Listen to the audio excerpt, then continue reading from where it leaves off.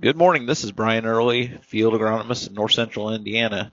The buzz early this week has been the upcoming temperatures on Friday and especially Saturday morning. We're going to have potentially a frost, and it looks like we could even potentially have a freeze. And many have asked what that could do to our growing crops, our emerged crops that are out. I just have a quick update here. I'm going to cover all three crops. Fortunately for corn, which is most of what we got planted, that growing point is still well below ground and well protected.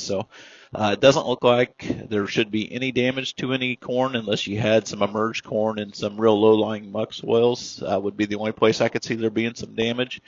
The little bit of wheat we have around, if it gets down to 28, that's kind of the temperature we're looking at now in the boot stage for this wheat.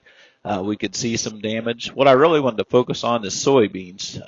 Soybeans, we got quite a few that are just starting to crack or merge through the soil, and it's going to be pretty stage dependent on what we're going to see in beans. When we get beans that come through the soil and we get that little crook right there that I circled on the top picture there, that's that. If that area gets frozen and decays, that could actually kill the beans. But when we get down to the lower picture, when you get them cotyledons breaking in half, they can actually withstand more lower temperatures then.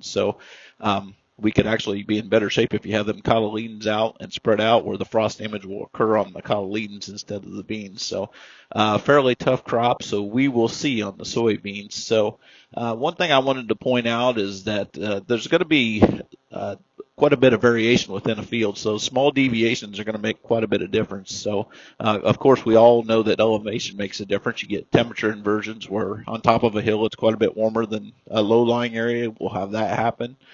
If we got residue cover out there, residue can actually hold the heat in the soil. So if you got your plants up above the residue, it'll actually be cooler than a clean tilled field. So you could see a field with some high residue have a little more damage.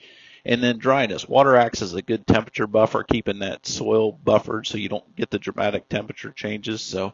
We do have some pretty dry soil around. So if you have a dry, especially a sandy core soil, we get down to 28, you could have the cold get down into the ground a little easier and may actually pose some damage to both corn and beans where you normally wouldn't expect it.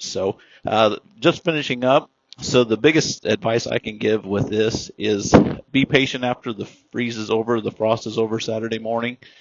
Give it 3 days, and if it's cool, give it at least 5 days. These crops, in my experience, are tremendously resilient and always usually recover better than the above ground symptomology appears after the day after it happens. So give it time, don't make rash decisions, and if you have questions, feel free to call. Thank you.